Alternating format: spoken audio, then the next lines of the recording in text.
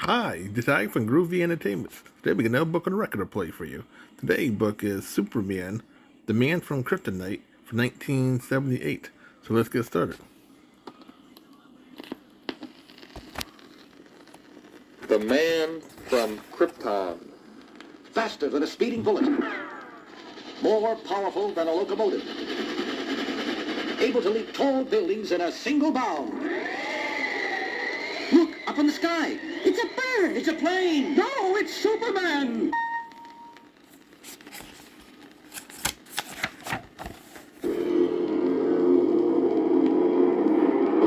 It was like a moment frozen in time.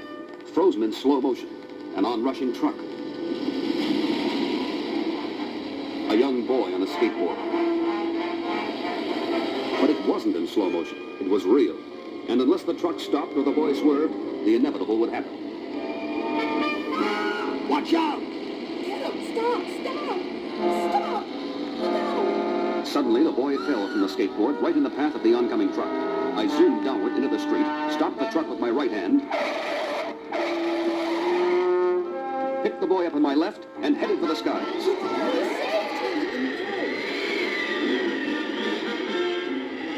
I came down in a quiet wooded area a few miles north of Metropolis. The boy had a nasty bruise on his knee, and we bathed it in the cool water of a clear stream. What's your name? Danny, and you're Superman. How long have you been practicing the skateboard, Danny? Danny, meet Superman.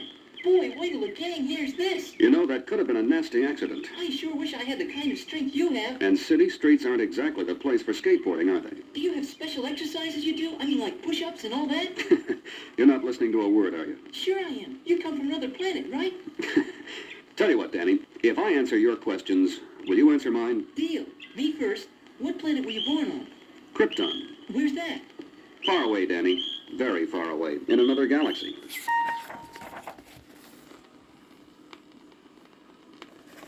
You know what a light year is? Sure. Light travels 186,000 miles a second. So multiply the number of seconds in a whole year by 186,000, and that's a light year. Good, Danny. Now you can appreciate the distance. Krypton was many, many light years away from Earth. It revolved about a giant red sun and was inhabited by a race of highly intelligent beings. Hundreds of years before, they had solved the problems of space travel, established nuclear energy plants, tamed all the powers of nature, except one. It was my father, Jor-El, one of Krypton's leading scientists, who knew what this power was, and that it was to bring disaster to Krypton. I tell you, we must evacuate our people to another planet. Because you hear rumblings in the ground? Don't be ridiculous, Jor-El.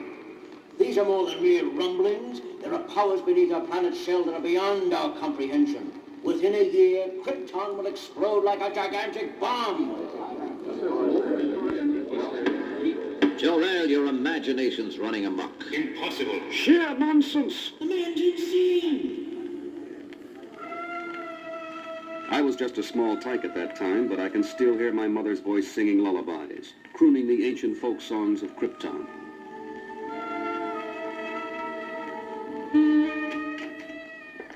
Jor-El, They refuse to listen, Lara. Won't hear a word. they've had it too good. They're fat, smug, and complacent. And they'll be destroyed. And we along with them. Unless we get out while there's still time. But how?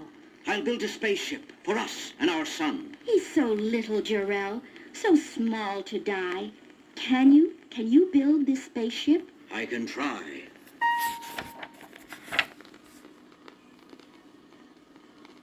I've been studying a small planet in another galaxy. Its people, whom we've been listening to on our interstellar radios, call it Earth. It is a bright new sun, a sun that could mean new strength. For months, my father labored on the spaceship, drawing plans, collecting materials, revising, improving. In time, he had brought forth a small, workable model, a miniature spacecraft. He was working toward a larger one, large enough for the whole family, when the day of disaster came.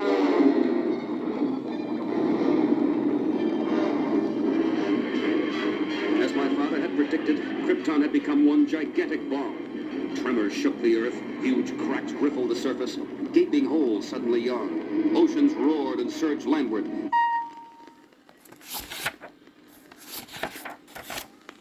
Giant buildings toppled like matchsticks. Great transit tubes reared skyward, twisting, bending, Explosions threw debris into the sky for hundreds of miles. Krypton was dying. Lara! Lara! Over here, Jor-El. You know, son, we've got to make it to the launch pad. Lara, please, do as I say, darling. Yes, Jor-El. At the launch pad, my parents placed me aboard the small spacecraft. We'll never see him again. It's the only way, Lara. I hate so to part with him. At least he'll live.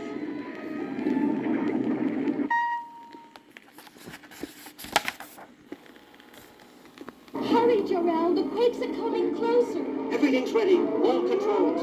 Countdown. 10, 9, 8, 7, Hurry. 4, 3, 2, 1. Ignition. Goodbye, my son.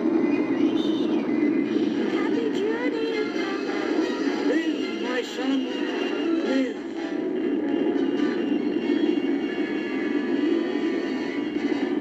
As speed increases, time expands, slows down. And as I traveled across the billions of miles of space at speeds faster than light, I grew only a very little. By the time the small spaceship entered the solar system, I was still an infant. Unable to talk, unable to walk. Soon the ship entered Earth's atmosphere and plunged to the surface on a small farm near a village named Smallville.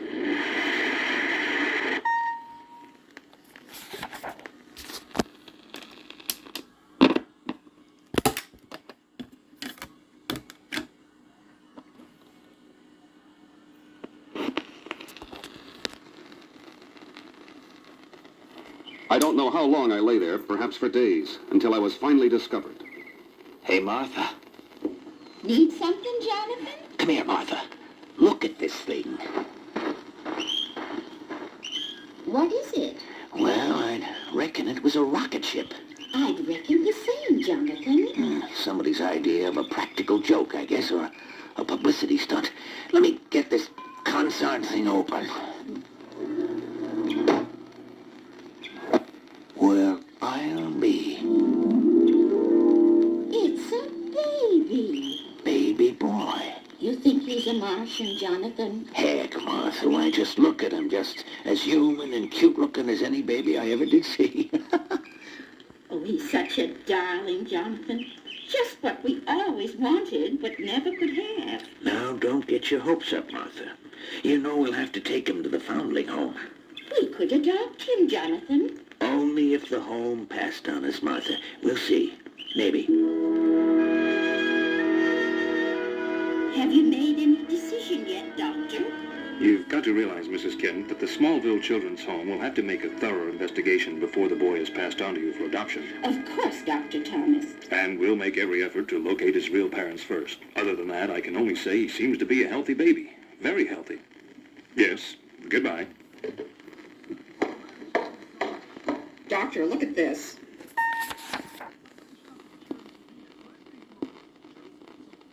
What is it? It was a toy truck. I gave it to him this morning. Did he throw it? No, Doctor, he just mangled it in one hand. Now, nurse. Not only that, look at this hypo needle. It's broken. I tried to vaccinate him just a little while ago. The needle won't penetrate. Impossible. It must have been a bad needle. Here, go back and try it with this one. Oh! Dr. Thomas, come in here quickly. What's going on? Look, What's he doing up there? he's flying. He can't be. He is. Just look. I don't believe it. Neither do I. Let's get out of here. Nurse! Doctor, you're so pale. You don't look so rosy yourself. Look, get the Kents on the phone. Tell them they can have the child, and to come pick him up right away. Of course, I was very small then, and a lot of it I don't remember. It came down to me in stories told by my foster parents. But as I grew, I began to sense the powers within me. One day, walking home from school alongside the railroad tracks,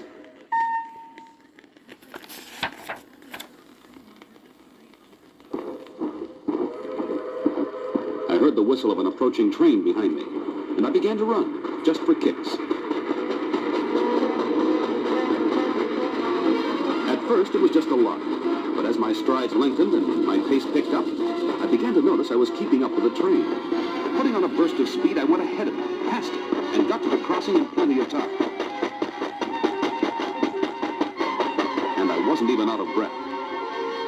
As time went on, I found out a lot of things about myself, about things I could do that others could not. But never was I allowed by my foster parents, my new father and mother, ever to think that because of these powers I was better or smarter or in any way greater than other people. They told me I was lucky. That's all, just lucky. And I guess I am.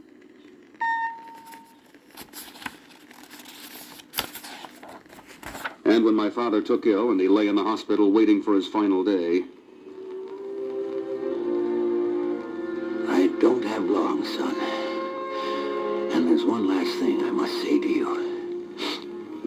You have amazing powers, superhuman powers. Use them wisely and well for the betterment of your fellow men, as a bulwark against evil. And hold fast always to the principles of justice and truth and honesty and fair play. Always. Promise me.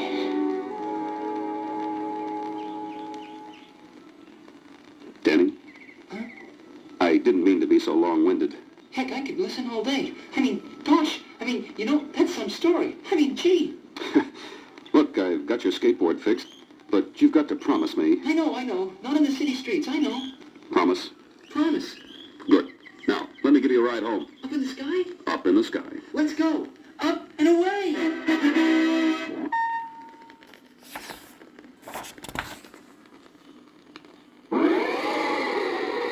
I dropped Danny at his home, changed my clothes, and spent the rest of the day at the Daily Planet as Clark Kent. Later that afternoon, Lois told me a young boy was waiting to see me. Of course, it was Danny. Come in, young fella. Have a seat. Thanks. So you're Clark Kent, ace reporter. That's me. Boy, have I got a story for you.